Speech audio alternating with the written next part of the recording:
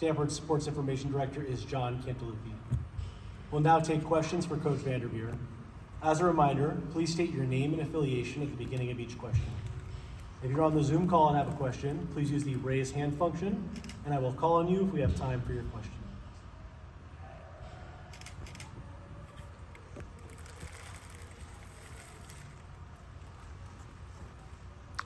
Ben Parker, CardinalSports.com. Just Tara, just now that you've kind of watched a little more film on Norfolk State, just kind of what are your thoughts on them, and just what have you seen from them now that you kind of watched some tape on them? You know, they've had a great season, and you asked about the mascot. I think they're the Spartans. Okay. And they have really talented players. Obviously, you pointed out Diamond Johnson. But they're really a complete team. They play a different style than probably we've played against a lot. They press and play more of a 3-2 zone, but they're very capable, to mix it up. We know that we're going to be very challenged, and we will have to play very well. And our team is really excited about the opportunity.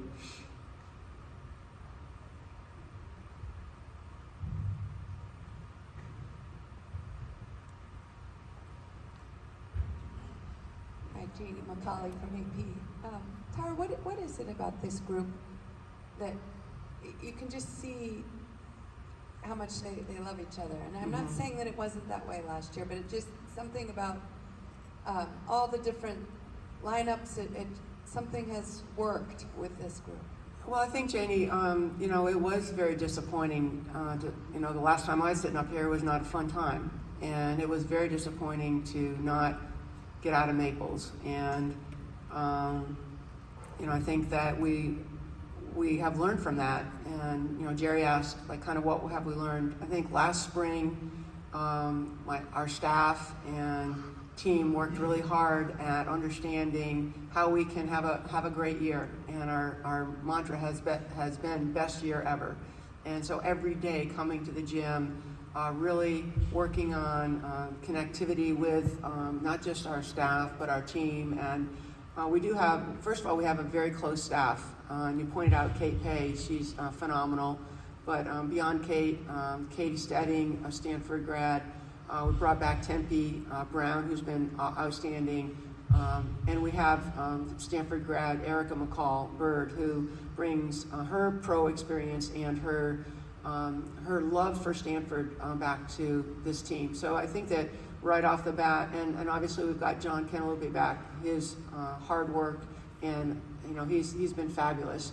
And I think just really reestablishing what is Stanford basketball. And if we strayed away, we're in a different time, whether it's with a portal or with all the different things that are going on with collectives and NIL, and to really navigate that maybe more successfully this year. One thing that we've had that's been different, we've had the same starting lineup basically in every game except when Cam has been out with an injury. And I think people really understand their roles. Maybe they're more specific roles this year, and I think that's helped someone like Kiki Iriafen know, hey, we're depending on me for 18 points a game and 10 rebounds. And so that stability, I think, has been something really good. So the connectivity, stability, the kind of reinvestment with our staff of getting people that really understand what Stanford has been and how we want to play. And then our 3 freshmen have been phenomenal. I mean, I think Chloe did a great job, and she's playing really well. Understanding, Courtney expressed this right from the beginning, I want to star in my role. Not be a star, but star in my role. And that was something that Steph Curry shared with our team right in the beginning, right over here in the APG. Kind of a long answer, but this has been a really fun year. And this has been a really, just kind of why you coach. This type of team that is unselfish. Cam leading our team in assists sometimes. Here's an All-American that is really a facilitator a lot. Kiki getting honorable mention All-American, someone that's all Pac-12. Hannah Jump having a great season. Talana, and bringing those young people along. I think one other thing is I think our leadership has been more maybe intentional, and we've we've worked with a leadership specialist, and I think that's been a real big difference for our team too. Yeah, Jerry from the Mercury News. It doesn't even necessarily have to be an established starter, but is there someone that you've looked to specifically on the team that maybe practices dragging just a tad and they're not looking having quite the joy that you want, that always gets things turned around for you, that kind of gets the team going? I think that really everyone has done really well this year, but I would say, Brooke Dimitri, I kind of call her, Miss Steady Eddie. She is every day excited, every day. And I also say that one of the things that's really helped us this year, I think sometimes, we had 15 players on our team, and this year obviously we have 12. I think it's having fewer players has allowed me to get to know them better, but we have had a fantastic core of male practice players, and they're not allowed to be here today, but yesterday, as an example, they come every morning for our practice, and they all said to me, Tara, this is the highlight of my day. And when you have, like 5, or, that we have like usually, 3 or 4 of them coming, and they brought a lot of good energy too. So I think this year has just been a lot of good energy, and a lot of people saying, hey, we learned from maybe last year, and we want to have a great run. And whether it's a leadership or connectivity or the maturity of our staff and just getting it. And that's why like when I sit here today, I'm just like, wow, we just want to play well. And one of the things I say with our team is, do our best and forgive the rest. Let's just come out and give it our all. And I think our team is in that place, and it's a great place to be.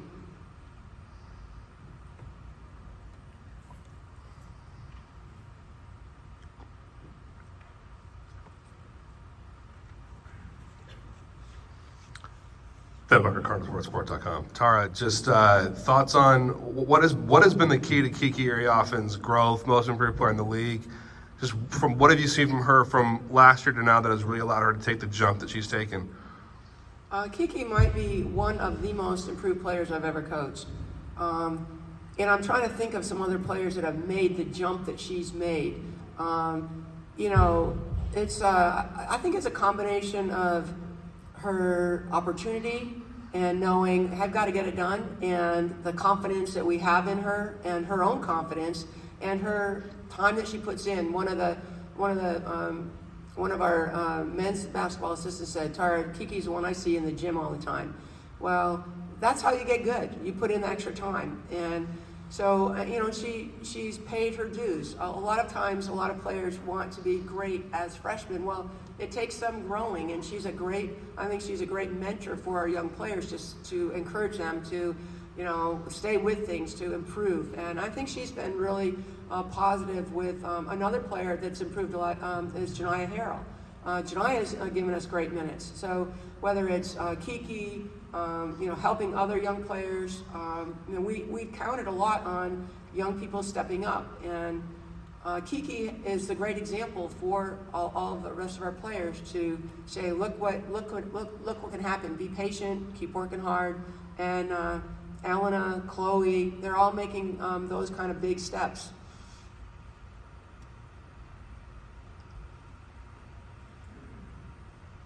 Cheryl Howard from Hoopfeed.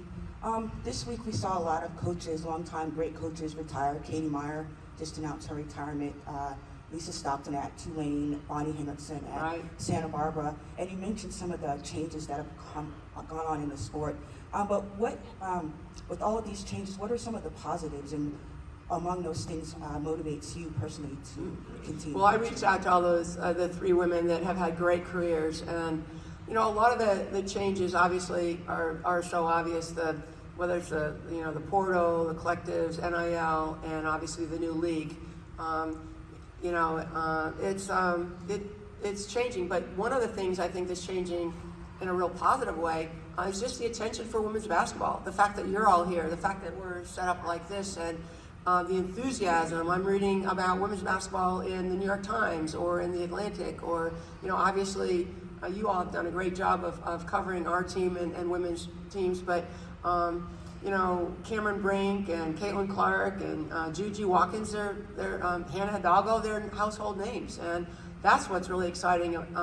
We're just really on the edge of just explosion of women's basketball, and the TV coverage, the games, NCAA games being on ABC, the excitement and enthusiasm of fans when I'm watching. If I'm watching the teams that we're playing and seeing the great fans that are in the stands watching all these teams. So it's a real exciting time to be part of women's basketball.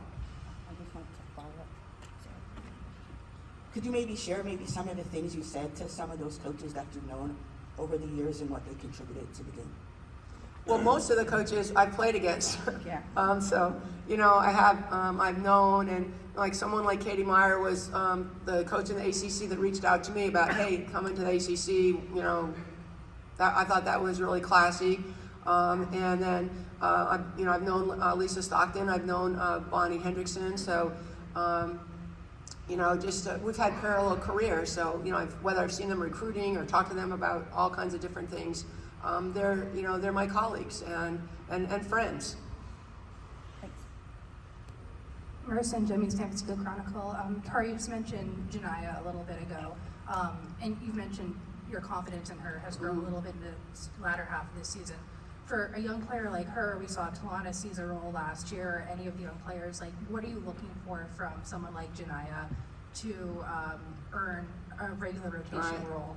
Well, Marissa, thanks for asking about Janiyah, because she's, I think, one of the unsung heroines of our team this year.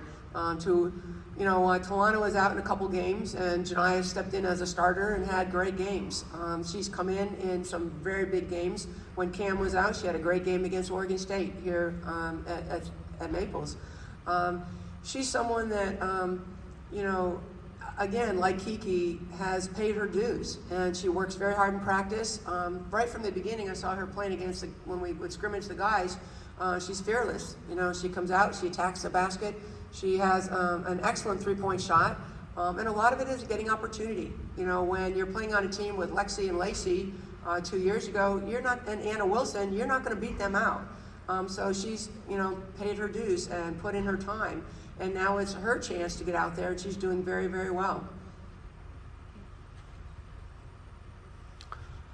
Ben Parker, CardinalSports.com. Tara, I just kind of want to get your thoughts on the men's basketball program, coaching change, Jared Hascott lead of his duties, just kind of your thoughts on that program and what you think perhaps they kind of most need to do to maybe kind of get to the level that you feel that they can get to. Well, I've known, obviously, Jared and other coaches that have been at Stanford, and I don't know that anyone works as hard as Jared has. He really worked really hard, and he is totally committed to Stanford basketball. And I know that his team worked hard for him. And just sometimes just things like this year, they lost some games early that had they gone the other way, maybe it would have impacted the season differently. But I have nothing but respect and admiration for the work that he's done, and hope that whoever comes in will be successful. We want to have Maples rocking for both men's and women's basketball, and obviously football too. But the challenges at Stanford are hard, and they're real. And it's we're in a new era in sports, and we have to figure out how we can evolve to be successful like we have been. And so I think that's where we're at right now, and we're trying to really figure this out. I mean, it's the importance of you look at USC, 3 graduate students from Ivy League schools in their starting lineup. You look at just any of the programs. I mean, just the transfer portal. Stanford, we are not necessarily new basketball landscape friendly, and we have to figure out how we can be relevant. And obviously, we want to continue the great tradition of both men's and women's basketball at Stanford. One last question, a little sentimental. It's Chinea Ogwumike's birthday today. How much do you remember about her last game here when Stanford won in the Elite Eight to go to the Final Four, and her last game as a senior? I need to text Janae too, and I knew it was her birthday. We played in Norfolk with Janae, and she actually got hurt. But she had a fabulous career, and I think that Kiki and Cam are trying to walk in those same shoes, be a double-double machine, which Janae was. And Janae led us to the Final Four in her senior year, and really was a fearless competitor. You know, I wondered when NECA graduated how Janae was going to step up. I didn't have to worry. She was a monster. Loved coaching her and love her and her family. All right, thank you, everyone. Thank you, Coach VanDerveer, and good luck tomorrow. We'll now have a short break and be back at 2:05 for Maryland's press conference. Stanford's locker room is open until 1 p.m., so there's 5 more minutes of open locker room.